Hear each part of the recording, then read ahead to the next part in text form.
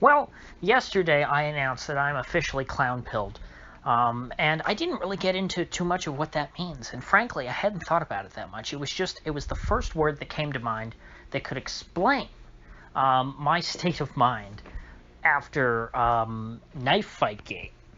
I won't get into the details again, but basically, girl was about to stab another girl in the neck, slash her throat, kill her, and cop shot the girl in the back, saved the other girl's life. Happy ending. But of course, BLM is angry because the cop shot a black person under any circumstances. And it's not just like the BLM grifters on Twitter. It was the crowd. I don't think I emphasized it enough. This was the crowd at the scene, the other people there. I mean, hell, probably even the girl whose life was saved had a problem with what the cop did. And so my initial reaction, and the reaction of a lot of people yesterday, was, well, cops just should not go around black people anymore. If a black person calls the cops, hang up the phone. Or if you get there and you see a crowd of black people, don't get out of the car. It's just not worth it. There's nothing you can do. You can't do anything right. And again, I won't get into what I said yesterday, but just again, to clarify for those who did not watch yesterday, I'm not somebody who thinks that the cops can do no wrong. I think the cops do a lot of wrong. But even in a case like this, where the cops unambiguously, actually did something heroic and saved a person's life, they're the bad guys. And so, as someone who's taken the clown pill, what would be the solution to this? How do we move on from here? It can't. It's not just cops stop showing up to black people's houses or disputes involving black people, and that's it. As someone said in the comments yesterday, well, what if you have an incident that involves a black person and a white person, or any other non-black person? Are the cops supposed to ignore it? Or if a black person is, for example, victimizing a non-black, or the cops just supposed to let that happen? Or likewise, I guess if a black person is being victimized by a non-white person, should the cops not intervene? And the answer to this, from the clown-pilled perspective, obviously, is that we need full-blown apartheid. Not even Jim Crow, not Jim Eagle, none of this stuff. None of this namby-pamby. Black people can't drink out of the same water fountain as white people stuff. No, full-on South African apartheid, Bantu stance. This is not my idea of what I think would be good or just, but I can't help hearing the echoes of mid-20th century South African sociology when I listen to these BLM activists. And I'm not just being an irony bro here. This is what it sounds like they believe. The race realism of the BLM crowd is very much akin to what you would hear from one of the PhD state presidents of the Republic of South Africa. Because remember, they weren't just hateful people. They had a logic to what they were doing. The South African apartheid leaders were academics. That was very much rooted in a sociological framework. It was not hatred. It was science to them. And remember, what was always the English term that they would use when describing apartheid? Because apartheid, of course, is an Afrikaans word. The English equivalent was separate development. That the various ethnic groups of South Africa, should not be intermingling, and that they should not be meddling in each other's business, and that they should develop separately as separate peoples. That was the noble cause of apartheid. And again, I'm not saying it's noble. I thought that it was, but there was a logic behind it, and the logic again it applies very similarly to what we're hearing today about how the police should not be interfering in the black community. These are black disputes. Black kids fight get in knife fights all the time. This is just a normal thing, and that it's not the place of the white police to get involved. Because remember, when this happened, the whole crowd seemed very angry at the cops, and that there's sort of it's what the military, the Pentagon here in the U.S. very derogatively and I think offensively refers to as the Bubba effect. and that is when an outsider from the group comes in and tries to arbitrate intra-group disputes. The whole group, even if they understand that the person who is being punished by the outsider is in the wrong, they are offended by the very fact that an outsider would come in and meddle in their internal affairs. And so, in this case, apartheid is the only solution. The various black communities across the United States will have to be reorganized into Bantustans, or perhaps official ghettos in the, to use a European analog. Of course, the term ghetto goes back to the Jews in Europe, which, the Jews were not allowed to live amongst the European society. Jews were not considered European for a very long time, even if they were actually, genetically descended from Europeans who converted to Judaism. They were considered to be people. They were considered to be foreigners, and so they were confined to certain quarters within cities. And within the ghetto, Jewish law applied. The Jews policed their own, and when the rest of the people outside of the ghetto interacted, with the Jewish community, they interacted with them as a group. And again, this very much seems to be the kind of thing that the BLM folks are moving towards. They're not the most articulate, but over the past year, and again, especially in the last few weeks, I'm having to look very long and hard at what they actually want, because it's very clearly not, police accountability. I mean, remember how quickly they dropped like a hot potato that guy in Minnesota who was killed by the police. They were picking up after the Dante Wright thing. They heard another guy got killed by the cops. They were going to go to his town and riot. And then they heard, oh wait, he was a white guy that got killed. And they're like, oh, false alarm, everybody. We're going to stick around here. They're being totally transparent. It has nothing to do with people being unjustly killed. It is an in-group out-group thing. They do not like it when members of an out-group does anything, gets too much involved in their in-group matters. Because remember, this other guy, this white guy who was killed in Minnesota, like Dante Wright, was a violent criminal. And that's why the police shot him. I believe he was running away. And, it was a very similar case to Dante Wright in some ways. That was not their problem with the case. The problem that they had was that the guy was white. And I think as far as they're concerned, well, white cop kills white guy. That's the white people's problem. If the white people want to get upset about that, that's their issue. That's their group that they have to deal with. It's not, that has nothing to do with us.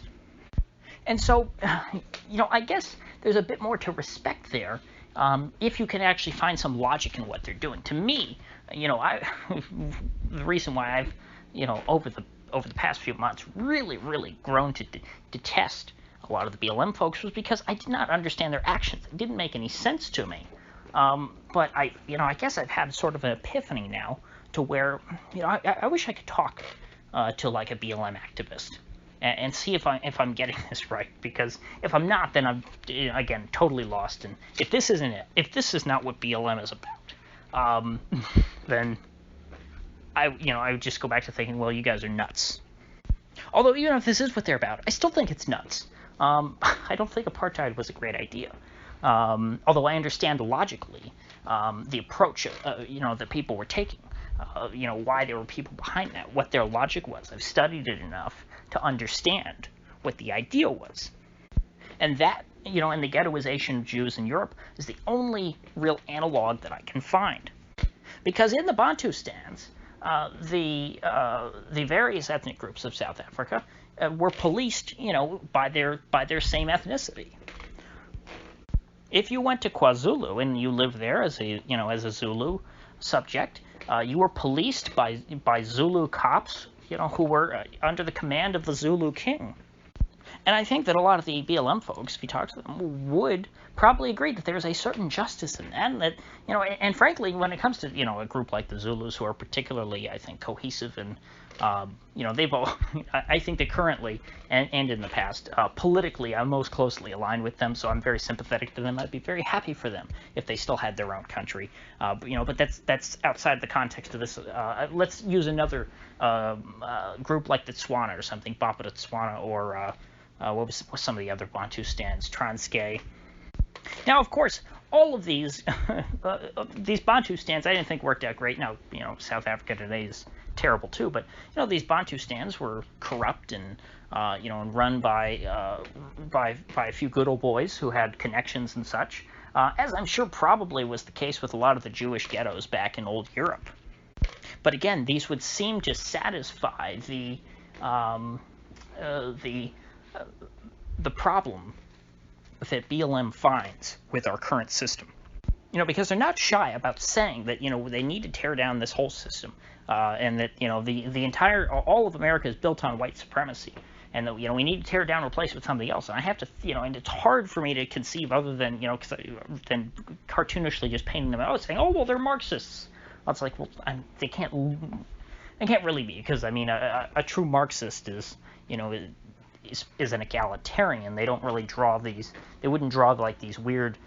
They wouldn't just be overt racists. I guess you could combine racism and Marxism and just. But it's hard for me to.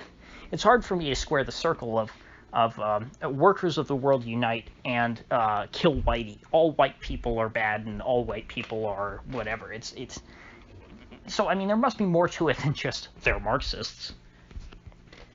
And if you go back to the 20th century, Marxist-Leninist black nationalism, in Africa, does seem to kind of fit the bill, because those groups in the what were at the time colonies, these Marxists, while they were ideological Marxists supposedly, and they were funded by China and the Soviet Union, their big issue, again, was that their societies were being run by outsiders, and they didn't like that. They didn't like to be, the communists in Angola, they found their strength not really just through advocating communism, but because they would say to the other people in Angola, hey, we don't like being ruled over by Portuguese cops. The basis of their appeal was anti-colonialism, not necessarily, grand Marxist ideas. And so perhaps the sentiment here of the BLM folks is not all that unique, even in recent history. Perhaps, because if you start speaking the language of anti-colonialism and I start spinning things in that way, again, I could see more of the logic of this, and I could try and deal with them. That doesn't mean necessarily that I agree with them, but it gives me some room to work with, because, again, the anti-colonialists in these various African countries, what was it that they did, and what and achieved from Zimbabwe all the way up to Libya? It was to get rid of white people or people of European descent or people who were literally born in Europe, get them out of power, let them not run anything, and to the extent that it was possible, deport them back to Europe or Australia or the United States. They essentially wanted Bantustans on a large scale. They wanted their own ethno-state. But it does make me wonder why we are not hearing more overt black nationalism, if that's the case. I don't think that it could just be that black nationalism is so discredited in America, because I think that a lot of these folks can get away with saying almost anything they want.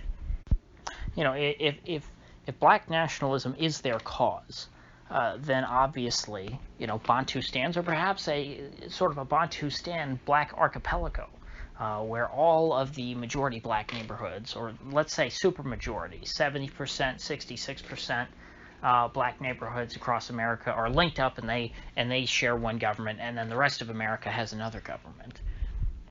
If that's their cause, then I would think that we would hear more about it. And maybe some of them are explicit about it, and I'm not hearing it, because a lot of the BLM stuff gets filtered through the corporate media, who tries to refine the very coarse and abrasive BLM message into you see, these folks just want tolerance and they want to end racism. We know that that's nonsense. Everybody knows that, the racism is a spook. Now, ultimately, what people are most angry about, the average person, who's out rioting in the streets, does not think, philosophically about all this. They're not thinking that deeply about it. There are, people ultimately are going to go out and riot for their own reasons. But that energy gets channeled into something more philosophical and more ideological. Or else it does, it can't keep going. The media has been trying to channel it into racial grievance. And I think they've been very successful at that. And so maybe I'm just a bit of ahead of the curve here as far as the black nationalism cause goes. Maybe we're not at the point, because again, the media is just pushing people in a race direction that the majority of people have not caught on to this sort of thing yet. But this is the conclusion that we're being pushed to. This is the logical conclusion of all of this, all of this BLM unrest. And so even if you don't hear people openly advocating for it, perhaps folks are quietly going to start coming to this conclusion, and then eventually, once enough people have figured out that the logical conclusion of what they're doing is that black Americans want to be a politically independent force, well then then we would start hearing these things. It's times like this that I wish I was a public figure, or I wish that I had some influence, because boy, would I, this is a big question. I'd like to put it out there and honestly talk to somebody who's one of these big advocate types, who's one of the, maybe not somebody who I would call a grifter. I don't think I'd ever really want to talk to any grifters. But somebody who's a true believer in all this BLM stuff, because I know that if they're out there defending the knife fights, they don't care about police brutality. That's not what they're talking about. So with that said, I think I'll end things here for today, and I might continue developing this idea further. Maybe not tomorrow. I try and keep things day to day, but I mean, this is a very interesting question, because we need to know where to go from here. This is getting ridiculous. I feel like the BLM stuff is only accelerating at this point. The wheels have just come off since Chauvin was convicted. So, I'll see you folks back here tomorrow.